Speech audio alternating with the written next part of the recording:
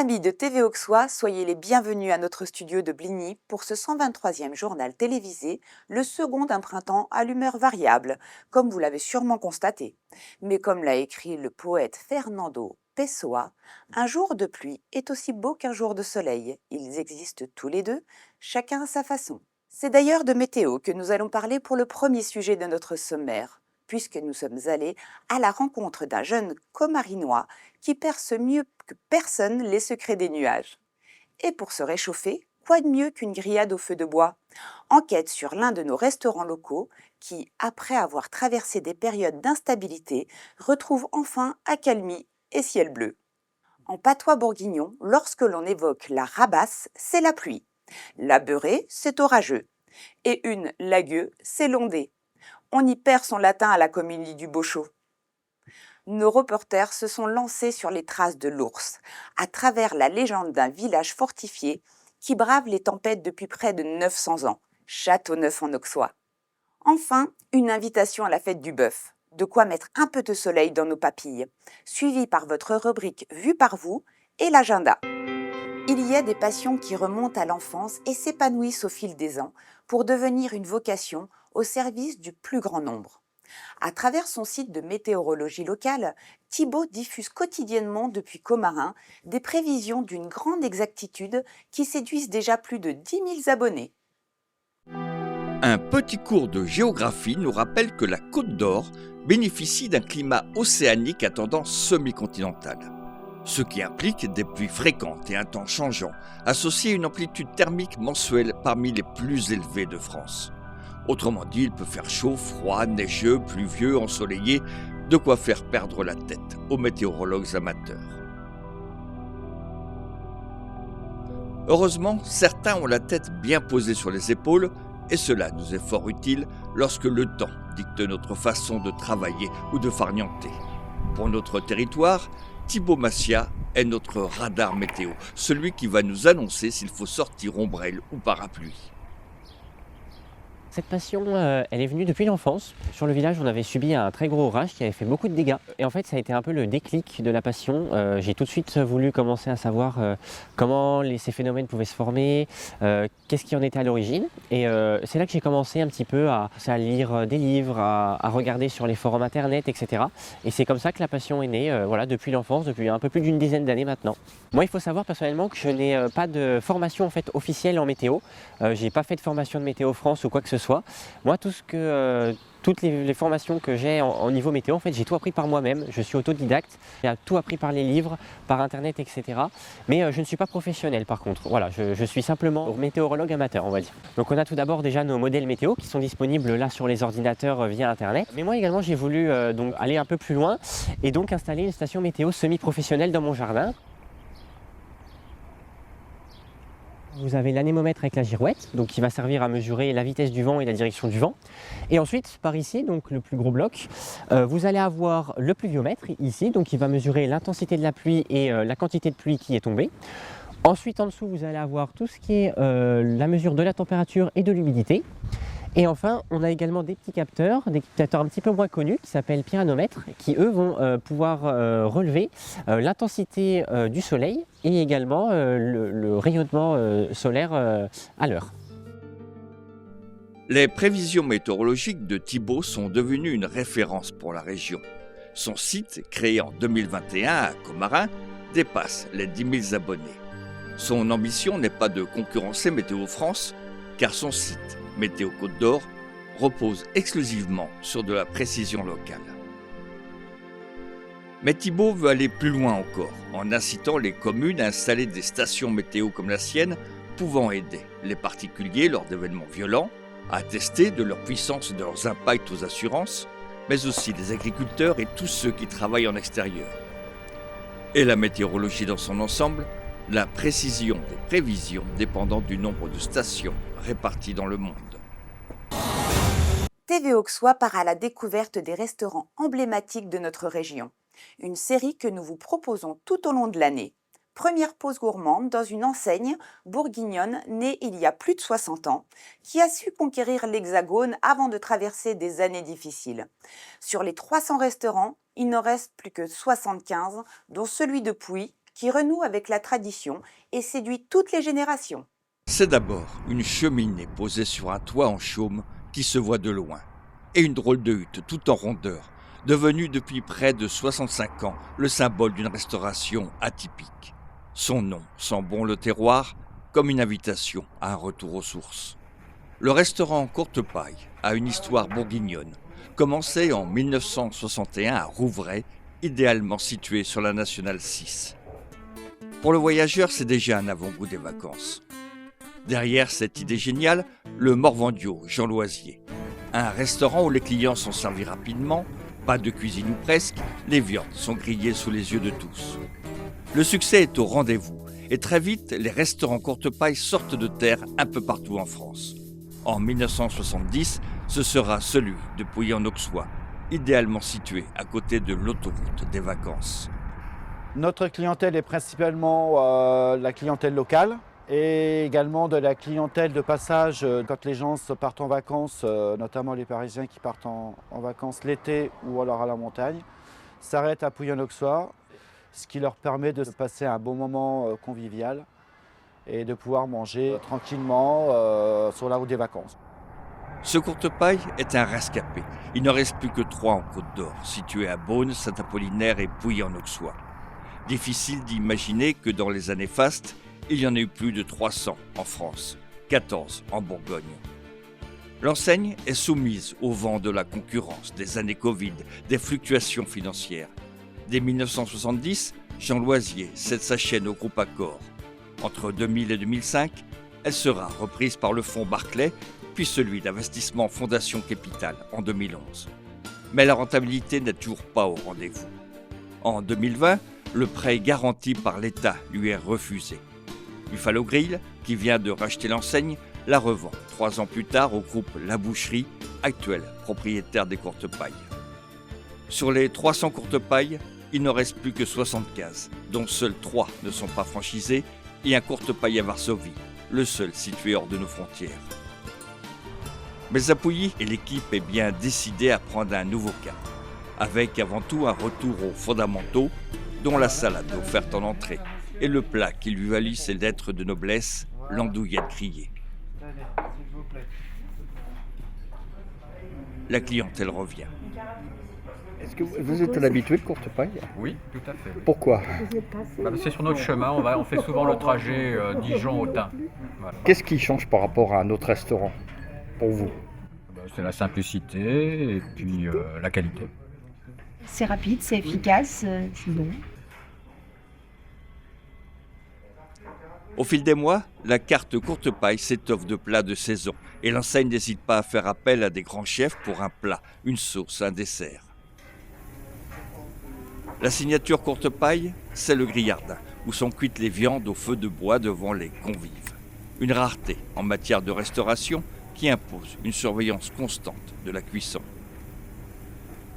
Il y a 4 cuissons en viande rouge. Vous avez bleu, saignant, à point, bien cuit. Après, tout ce qui est porc, c'est normal, il faut que ça soit bien cuit. Le plus long, c'est le tomahawk, 40 minutes de cuisson. Après, vous avez l'andouillette lyonnaise qu'il faut une vingtaine de minutes à peu près.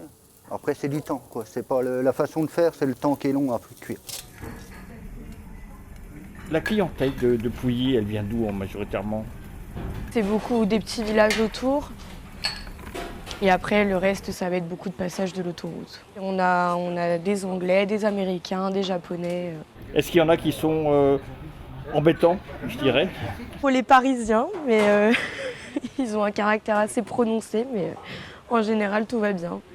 L'esprit Courte Paille se cherche une nouvelle clientèle à travers des cartes qui ont su séduire l'ancienne génération et des nouveautés qui attirent les plus jeunes. Le Courte Paille de Pouilly-en-Auxois, situé aux portes d'une autoroute qui voit passer chaque jour une moyenne de 35 000 véhicules dans une région où la gastronomie porte ses lettres de noblesse, devait s'adapter aux exigences des consommateurs de ce premier quart du XXIe siècle. Nul doute que le pari est réussi et c'est tant mieux, que ce soit pour les habitants des communes avoisinantes ou pour les automobilistes qui, à 3 heures de Paris et 1h30 de Lyon, ont décidé de s'offrir la pause gourmande avant que de repartir vers de nouveaux horizons.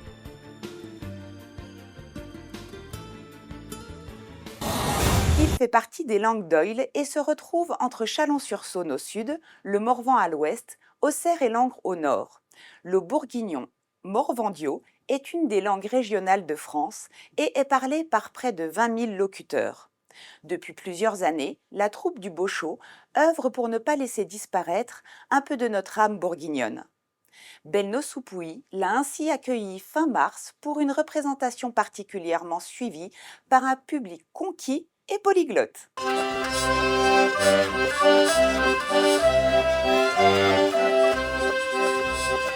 Toutes les occasions sont bonnes pour causer patois, pour chanter, pour raconter des histoires.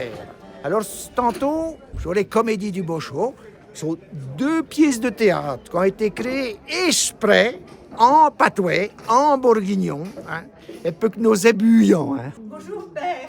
Bonjour les petites. Toi et mon grand bandit, ça va? Oh ben, on est content de vous voir, H2. Oh là là là là, ça fait longtemps. Hein. 250 000 euros. Oh. Toi et tout? Oh. Oh, c'est pas possible. Moi si, c'est possible. Toutes les semaines, le Paul et peu moins, ils remplissons une grille de loto. Eh ben oui. Et peu, ce qui qu'en est gagné, le quoi? Le gros lot. À causant bravement le bourguignon, il vous le dit, hein, et peut assez vent se roager quand à son sucène, hein. Ah, soplaillant. Il n'est pas nommé ce que dit le curé.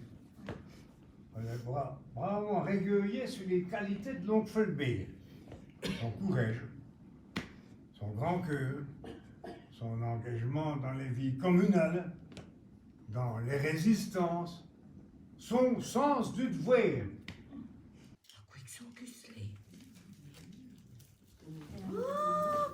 On dirait de l'or. Mais c'est un lingot.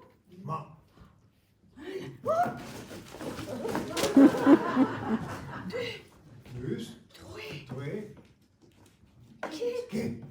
5. 6. 7. 8. Baguette d'eau, ça nous en fait 2 chacun. J'ai vu le loup, le rare, le yéve, j'ai vu le loup, le nerf chanter. J'ai vu le loup, le nerf, le yéve, j'ai vu le loup, le nerf chanter. Sont elles-mêmes les airs chignés, j'ai vu le loup, le nerf.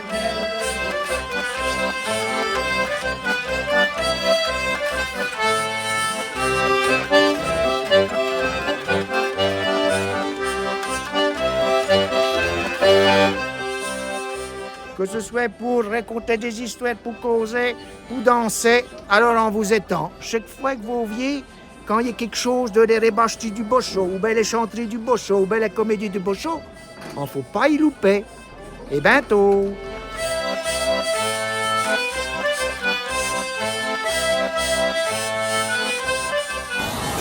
Fin janvier sortait en librairie un nouvel album jeunesse inspiré par le château de Châteauneuf-en-Auxois, le château de l'Ours, est né d'une rencontre entre l'autrice et illustratrice Kimiko et l'illustre édifice. Le jeune public a été convié à découvrir cette légende au-delà du livre par un théâtre de papier mis en scène par Kimiko à travers l'art japonais du Kamishibai. C'est dans un décor très pascal où l'œuf est roi que le château de Châteauneuf-en-Auxois a accueilli une animation destinée à un public bien particulier. L'animation d'aujourd'hui est née il y a plusieurs années d'un souhait de la région Bourgogne-Franche-Comté de proposer des supports d'animation et des animations pour des visiteurs qu'on oublie trop souvent, qui sont les très petits enfants. Nous avons fait appel à l'autrice-illustratrice Kimiko, qui connaît extrêmement bien ce public et qui surtout a accepté d'accompagner le château dans la conception de ces supports d'animation. Petit à petit, Kimiko s'est imprégnée du lieu avec les attentes des enfants. Eh bien, nous avons conçu cet outil d'animation qui est donc le Kamishibai. Et là, en haut du donjon, dans la tour du donjon, il y a une petite fille qui s'appelle Jeanne. Et Jeanne, qu'est-ce qu'elle attend? Elle attend que le seigneur du château, Filippo, qui est parti en voyage depuis de longs mois, revienne. Comme Philippe et sa troupe sont revenus sains et saufs, ils vont tous se recueillir dans la chapelle du château pour remercier le Seigneur d'être revenus de ce long voyage sains et saufs. J'ai créé ce Kamishibai. Kamishibai, c'est un théâtre de papier japonais. Et à la demande de l'équipe du château de Châteauneuf, j'ai créé avec un architecte de mobilier, scénographe du théâtre, ce théâtre en plus grand format, qui est un livre pop-up qui raconte une histoire de Châteauneuf, une histoire inventée totalement, mais d'après le gisant de Philippe Pau, qui était le seigneur d'ici au XVe siècle et qui avait un animal à ses pieds.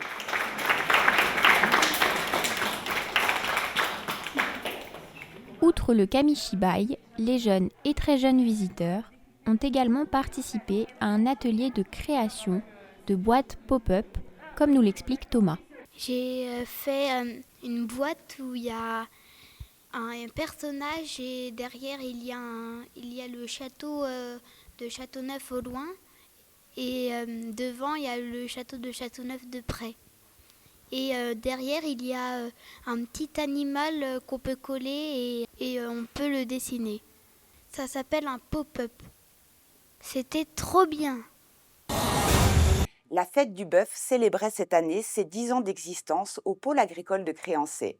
Un concours rassemblait 120 bovins et une quarantaine d'ovins de toutes races. Une compétition suivie par un savoureux repas, honneur oblige, de viande charolaise locale. C'est bien là le paradoxe du concours du bœuf d'élevage. Des bovins bichonnés, pomponnés, stars le jour de la fête, pour finir quelques semaines plus tard en tranche sur le grill. De nombreux visiteurs ont donc parcouru les allées du hall d'exposition de l'Auxois Sud ou encore dégusté la viande charolaise au cours du traditionnel repas qui a réuni 400 convives. Une édition 2025 dans la droite lignée des précédentes. C'est un succès parce que on arrive à pratiquement autant de bovins que d'habitude, tout près de 120, et puis une quarantaine d'agneaux. Et la qualité est vraiment là, donc pour moi c'est un succès. Le nombre d'exposants est aux environs d'une cinquantaine, comme d'habitude. Je pense que la fête du bœuf 2025 sera un bon millésime. La vente s'est très très bien passée. Je pense qu'on va arriver tout près de 100% de vente. Ça s'est commercialisé à un prix, je pense, très correct pour les exposants, très correct aussi pour le boucher, parce qu'il faut penser aussi aux consommateurs qui n'achètent pas tout le temps la viande à la hausse, à la hausse, à la hausse. La qualité des bovins ou ovins présents a donné bien du travail au jury, comme nous le précise son président. C'est un bon millésime cette année, on a tout le temps un joli concours à Pouilly-en-Auxois. Il y a eu beaucoup de délibérations, il y a eu beaucoup de votes, il a fallu faire revoter même plusieurs fois sur certaines bêtes. Le prestigieux prix Vallée a une nouvelle fois été attribué à un éleveur saône-et-loirien, sachant que les éleveurs côte-d'Orient ont aussi su tirer leur épingle du jeu dans cette édition. Je viens de la Saône-et-Loire, à côté de Montceau-les-Mines, à 100 000-les-Mines. Je fais naître 35 veaux de moyenne par an. Je participe à 9 concours de boucherie par an. Le prix Vallée me permet de vendre plus cher, mais surtout de voir qu'on sélectionne dans le bon sens. Cette fête du bœuf, à n'en pas douter, stimule les éleveurs dans la recherche de la qualité, ce qui promet une édition 2026 encore plus disputée. Vous possédez un smartphone, une caméra, un boîtier. Vous êtes témoin d'un événement près de chez vous, culturel, festif, insolite. Alors devenez nos reporters d'un jour en nous envoyant vos images au format panoramique et en HD, qui feront l'objet d'un montage pour votre rubrique vue par vous. Et si vous désirez nous rejoindre, quel que soit votre âge, votre niveau en la matière de prise de vue, de prise de son, ou pour être présentateur, narrateur de nos reportages, et quel que soit le temps que vous pouvez nous accorder, contactez-nous à notre adresse mail.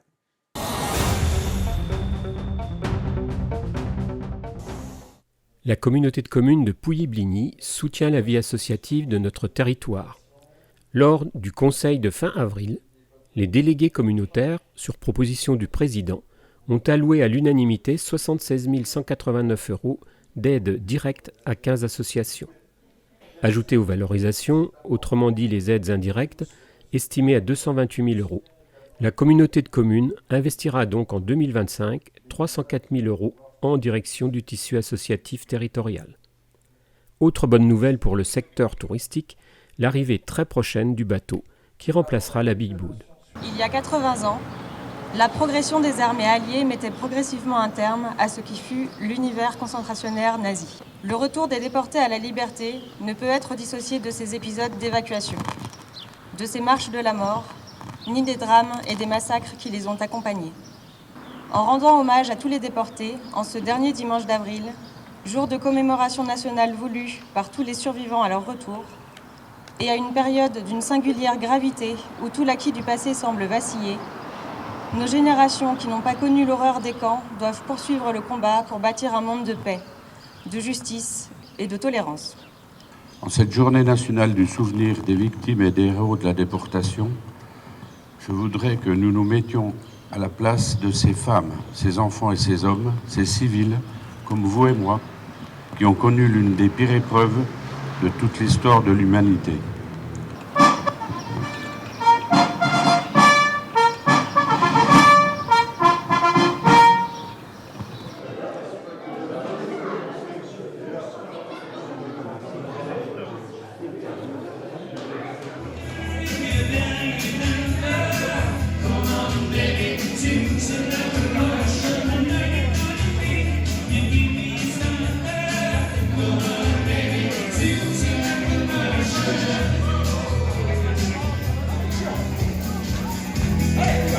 C'est un peu trois ventres comme un oiseau. Iseo, Santiago, 18 de 400 euros. Je suis fier d'y être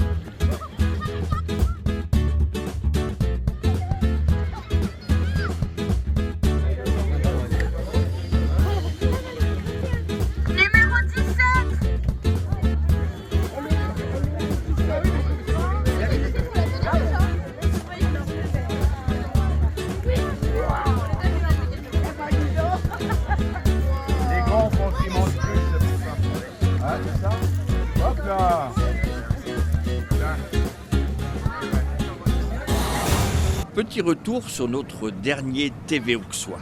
Vous êtes nombreux à nous avoir demandé comment notre journal a pu être projeté sur Times Square à New York. Personnellement, je ne connais pas la réponse, sinon que ce sujet a été monté le 1er avril. Retrouvez l'intégralité de nos journaux directs et rubriques sur nos pages web et YouTube. Dans l'attente de vous retrouver au joli mois de mai, moi-même et toute l'équipe de TV Auxois vous souhaitons une très bonne continuation.